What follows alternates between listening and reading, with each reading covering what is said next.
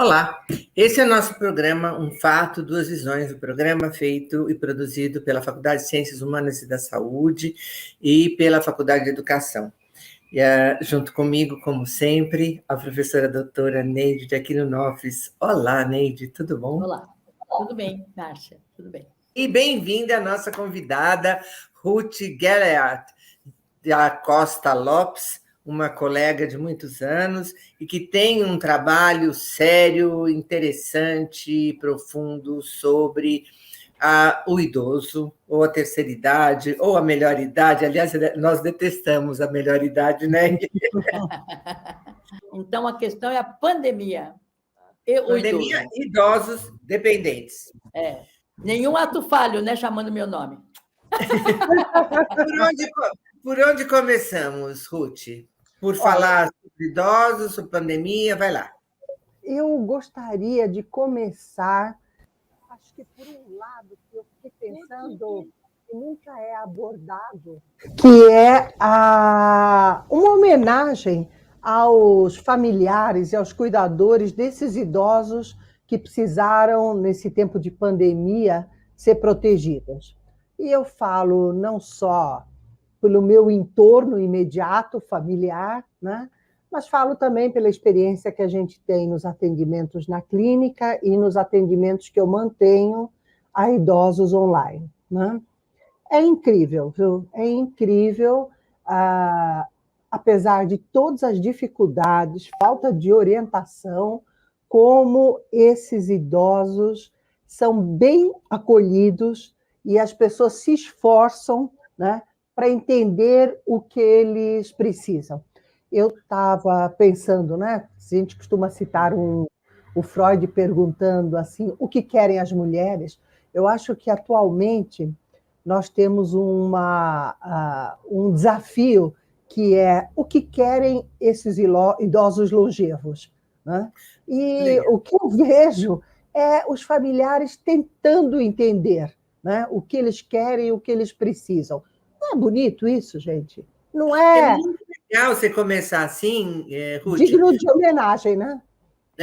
Eu acho muito legal você começar falando assim, porque, de modo geral, a gente tem uma visão aí do idoso como abandonado, que as pessoas não cuidam, e você está trazendo um outro aspecto que é presente, que é importante, e acho que é legal a gente contar que o seu atendimento, por exemplo, na clínica, não é de uma classe abastada, de uma classe que tem condições, e que mesmo com dificuldades econômicas, está ali cuidando do seu idoso, se preocupando com ela.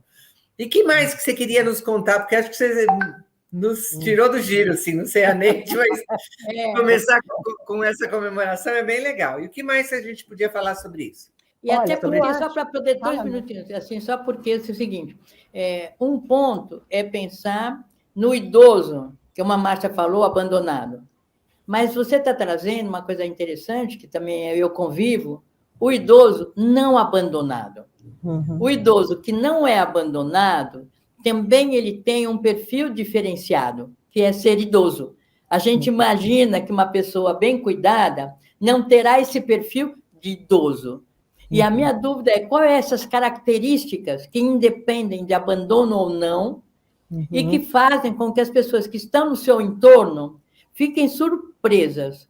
Ora, pela perspicácia que eles têm em relação à vida, e ora, em relação a, não digo submissão, ora, a vontade de ser autônomo, mas o corpo pede para reduzir. Quer dizer, esse conflito entre o corpo, que reduz, mas a cabeça que continua aparentemente com essa visão. Isso que eu queria que você conversasse com a gente também, Ruth.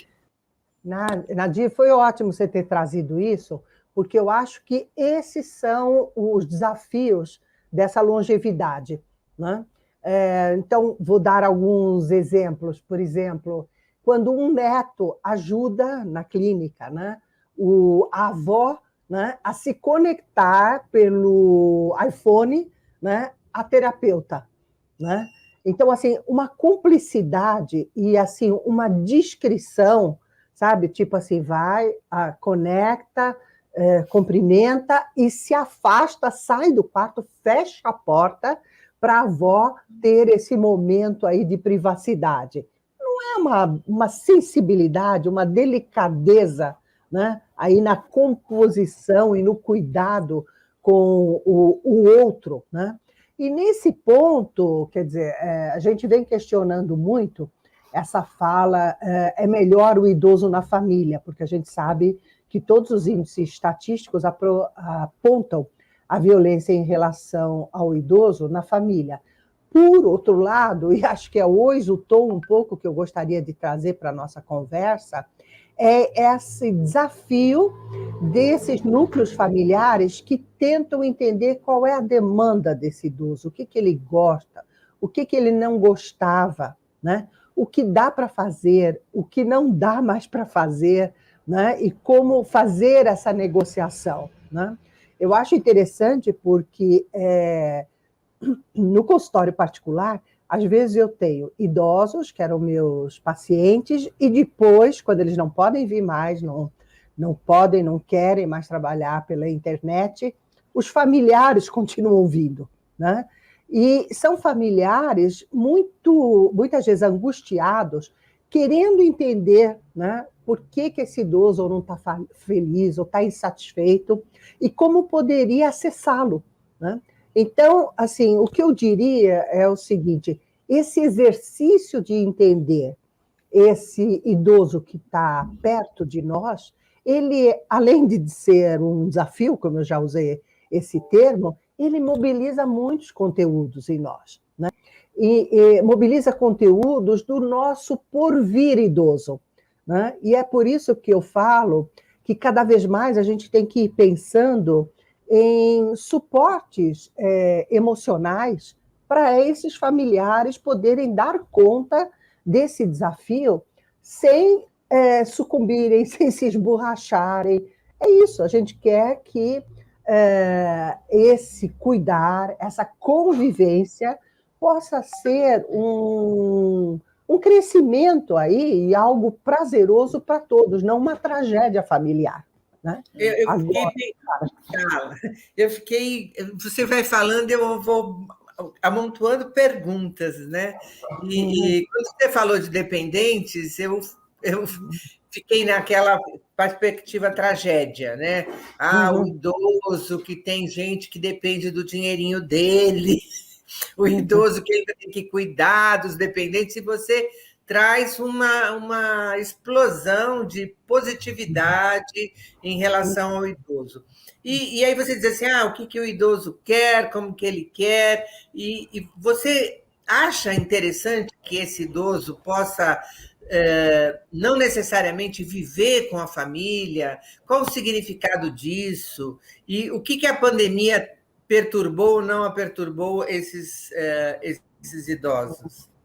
Olha, Márcia, eu acho super importante a gente estar refletindo sobre isso, porque, assim, da minha prática clínica, o que eu vejo são tragédias emocionais, eu vou dizer, né? Não tragédias, ninguém está necessariamente morrendo, né? Ou tentando se suicidar, mas tragédias nessa composição familiar, né? Então, por exemplo, idosos que têm seus quadros agravados e que precisam ser tomadas algumas iniciativas, né, familiares, né? Tipo, familiares que dependem desses idosos. Gente, pensando em classe média e classe média alta, né, cada vez mais nós temos esses quadros. Às vezes eles não são tão comentados, mas são as pessoas que não conseguiram levantar voo, dependem desses velhos, e esses velhos não podem nem vivenciar com calma, vamos dizer assim, as suas mazelas físicas, né? Os seus pré-lutos, né? Porque às vezes tem diagnósticos de doenças crônicas que têm que ser administradas, né?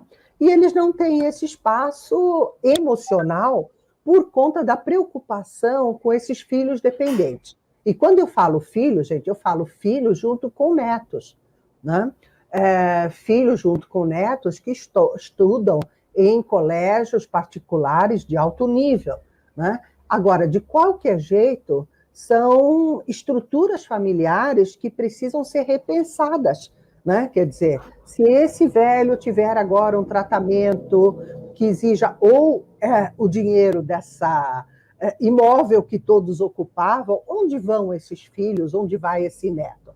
Então, vocês veem assim as duplas preocupações, quer dizer, esses idosos têm que cuidar de si, têm que lidar com seus lutos e têm que ainda pensar em como esses filhos vão ter voos retardados, né? E uma preocupação grande com o futuro desses netos, né? Eu sinto também, Ruth, o seguinte, os idosos, né, longevíneos, eu acho que ele tem, por exemplo, eu tenho mãe de 98 anos, só que ela tem filhos que também já são idosos. Eu tenho irmã que tem quase 80 anos. Então, é um idoso que tem um filho idoso. Então, são dois idosos juntos. Essa situação, para nós, da família, é extremamente nova, porque não chegava tão velho, assim, tão idoso, sabe? Então, a gente não tem isso no repertório. Então, minha irmã mais velha fala assim, mas eu também não tenho paciência, sabe assim? Eu também sinto as mesmas coisas que ela. Então não dá para não dá para ser assim, porque eu também não sou assim. Então, assim, você vê alguma saída? Quer dizer, como você vê isso? Porque pela primeira vez eu vejo idosos com filhos idosos, diferente do que eu via o idoso, mas sem esse filho tão idoso que cuidava dele, ou o neto que cuida dele, né? E olha que desafios, né?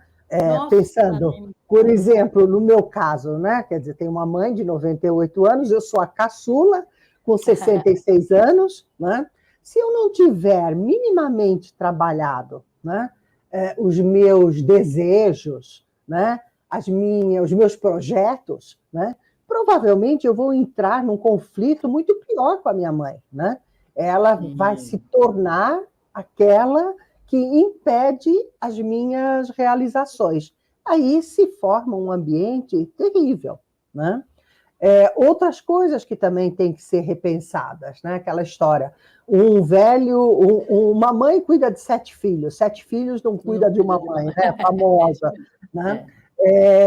Então, isso é bem interessante, porque nas famílias onde há muitos longevos, você não pode fazer essa conta assim, cada um cuida de uma parte da mãe. Às vezes, alguns desses irmãos não têm condições ou econômicas ou de saúde e, muitas vezes, emocionais, né, de ver esse velho envelhecer.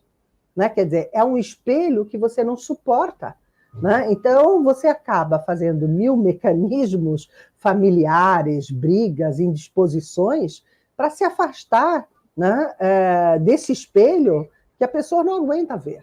Né? Porque, geralmente, até uma coisa que a gente vai vendo, né, essas mães, elas também foram mulheres. Estamos falando de mães, gente, não só por conta do meu caso e da Neide aqui, que estamos, de alguma forma, dando depoimentos pessoais, mas porque existe um dado estatístico que aponta que quem mais vive, né, são as mulheres. Né? E tem um outro esse dado... dado permanece, Ruth? Porque ainda permanece. Já foi mais distante ainda. Já. Já que você estava falando de 7 filhos não cuidam de uma mãe, me toma, né? E a Neide fala da irmã, você fala dos seus irmãos, eu convivo com as duas. De modo geral, ainda os cuidadores são as mulheres, né? Quer dizer, se você só tem filhos homens, sua vida fica mais complexa. Fica mais complicada, e principalmente de homens que permanecem casados, né? Quer dizer, conforme a cultura a que eles pertencem, a origem, o pacto de cuidar da sogra não está tão bem assim alinhado, né? De qualquer jeito, é um desafio, né? Nora é de origem oriental, né? E esses dias nós conversamos sobre isso, né? Acho que até o fato de a gente olhar no nosso entorno com longevos, né? Ela diz assim, mas na cultura oriental, quem casa com primogênito leva de brinde, vou usar uma linguagem chula, né? Leva de brinde a sogra, né?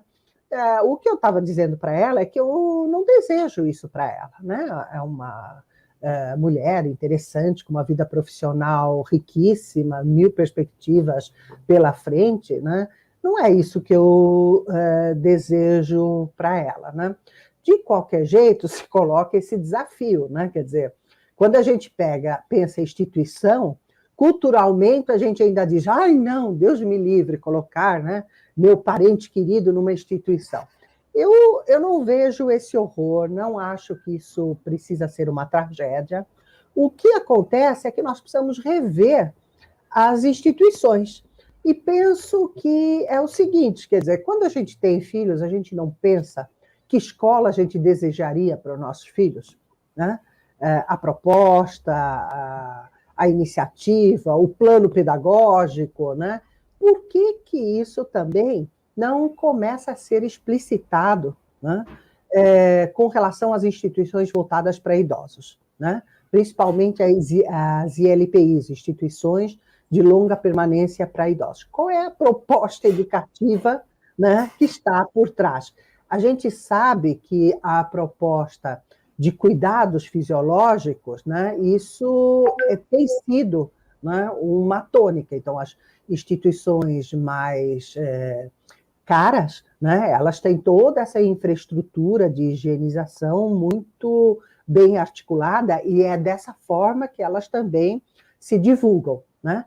Mas talvez a gente tenha que começar a pensar no nosso futuro agora, queridas, né? Qual é a proposta pedagógica de algumas dessas instituições, né? Até pensando em não sobrecarregar os filhos, pensando que toda essa geração que vem agora adiante, os dois membros do casal trabalham e querem trabalhar, precisam trabalhar, né? Para bancar os gastos do cotidiano. Então, sem dúvida nenhuma, nós ficaremos sendo cuidadas, ou amparadas, ou acompanhadas, né, por alguma mão de obra que seja contratada. E, geralmente, essa mão de obra é uma mão de obra mais barata, para poder ser viabilizada até por essas famílias, né? E é uma mão de obra que, muitas vezes, não tem uma preparação para lidar com os idosos, como, por exemplo, nós estamos falando sobre as nossas inquietações emocionais aqui. Sim, né? sim. Então, não tem esse suporte. São poucas as empresas, né, que sublocam, vamos dizer, que vendem esse serviço, que fazem acompanhamentos supervisionados a essa mão de obra. Né? Então, eu tenho também uma outra informação, Ruth. Tenho parentes que moram na Austrália, e a Austrália tem uma política de respeito ao idoso muito grande. Então, existe como se fosse spas, né? Spas, ou enfim, hotéis para idosos, cuidados por alguém. Aqui no Brasil, eu sinto falta das políticas em relação aos idosos. Por quê? Porque o idoso, ele paga remédios, tem muitos remédios, o idoso, o plano de saúde dele é altíssimo, altíssimo. E essas casas de repouso, elas nem sempre são a nível do que você pode ter um plano de saúde, mais isso, mais não. Então, eu sinto que essa preocupação que o idoso tem de se automanter, porque ele vem de uma autonomia pessoal, muitos já não têm, vêm de uma autonomia e, de repente, se tornam dependentes pela própria faixa etária, né? Então, você vê essa questão das políticas, você vê algum trabalho que possa ser feito com idosos, por exemplo, reduzir os remédios, reduzir o custo dos remédios, ter uma casa de repouso mais acessível, de qualidade. Você vê isso, vislumbra isso ou não? Tem que ter orçamento, vamos guardar aquela poupancinha para quando eu for ver. Como você vê isso? Eu acho que agora eu até convido a Márcia a entrar como depoente, porque nós acabamos de participar de um curso de preparação para conselheiros, ex-conselheiros e futuros conselheiros de representações de idosos, né? Ah, que legal. Então, assim, é encantador, e acho que isso a gente tem que dizer, e eu gosto de dizer porque a PUC foi pioneira, para variar, né? E eu tenho muito orgulho de a PUC ter acolhido, né, esse desafio de um grupo de profissionais, né, que falavam e pensavam e traziam o envelhecimento como uma proposta acadêmica, né? Vamos pensar esse desafio que está chegando. Então, acho que a PUC, com esse lado humanista, eu acho que vale a pena eu rasgar seda um pouco para a PUC, né? Com esse lado humanista e com esse lado também de incentivar experiências novas, né?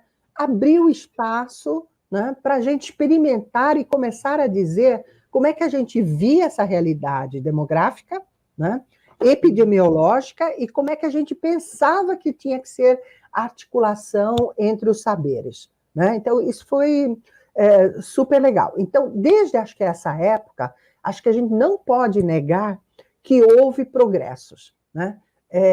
Quem é que nos procurava na ocasião em que existia o programa de pós em gerontologia? Geralmente são profissionais da área pública mais velhos e que estavam na ponta, e sedentos por pesquisar e por ter um grupo de reflexão sobre o que é que os desafiava ou que eles viam. Então, tem dissertações extremamente criativas na biblioteca da pós-graduação que tratam exatamente de como eles foram construindo políticas, se propositando, se organizando, brigando também, porque faz parte, quando grupos se juntam, né, em relação aos direitos dos idosos. Então, eu acho que é muito legal, né, Ruth, ver que assim, há um olhar para o idoso que não é caricato, que não é só da perda, mas dos ganhos, que não é só da doença, mas é da saúde, que não infantiliza, né? Porque acho que são coisas que foram sendo pequenos penduricalhos no velho, né? Ah, o velho é tão engraçadinho, tão bonitinho, para ficar lá bonzinho, mas ele tão doentinho, tão fraquinho, né? Nós fomos podendo entender que cada velho é um mundo diferente e que, como cada uma das idades, é importante ter um olhar e uma política pública para isso. E acho que o que, de alguma forma, eu e a Márcia tentamos dizer, que é muito difícil, sim, lidar com essas ambiguidades desse processo de envelhecimento, né? Tanto para o sujeito que está envelhecendo, como no seu entorno, sabe? Assim, entender por que essas agressividades do velho ou dos familiares surgem, né? Quer dizer, não adianta a gente falar, não pode bater no velhinho, né? A vontade de bater, ou o que ele provoca, né, é que tem que ser entendido e pensar nas formas como a gente vai lidar com isso, porque sim, são corpos, né, são corpos mais fragilizados, né, e qualquer descuido, né, as consequências podem ser muito danosas. Nem falo em termos de morrer, né? Porque, inclusive, há toda uma coisa assim, quer morrer, morre, né? Não dá mais trabalho, né? Temos que falar sobre essas coisas, né? Sobre esse desejo que esse trabalho, esse sobrepeso, né? Saia da nossa frente. Mas acho que o que eu chamo a atenção é que hoje em dia é muito difícil morrer, né? Se você pensar que você leva um velho para o pronto-socorro, quase que na certa ele vai ter uma boa sobrevida. Como uma boa sobrevida? Boa sobrevida em termos de anos, né? Mas acamado, dependente. Então, precisamos começar a conversar sobre tudo isso. Quer dizer, esses cuidados são cuidados também para não encarecer, né, os serviços voltados para esses idosos, né? Então, em termos de políticas públicas, ou pensamos isso, ou nós teremos muitas dificuldades em administrar essas situações futuras. Principalmente no sentido da velhice prazerosa, né? Do desejo de continuar aproveitando a vida nesse tempo que nos sobra. Né? Eu acho que ajudar a família é muito importante, né? Ajudar a família, porque o idoso adora conversar. Adora conversar, adora contar o passado, adora comentar o presente e adora pensar no futuro. Sim. E quem é que não gosta de conversar, Neide? E quem é que não gosta de conversar, né? A criança gosta de contar o que ela fez. O adolescente talvez seja o que menos gosta, né? Porque ele está construindo a sua privacidade, então ele não quer contar nada para ninguém. Mas, infelizmente, como sempre, quando a gente está muito animadinha, o nosso tempo termina. E você tem 1 minuto para dizer o que você acha que a gente não perguntou, o que você gostaria de falar ainda no nosso programa. Olha, eu fico muito contente de poder participar de novo dessas trocas de experiências, né?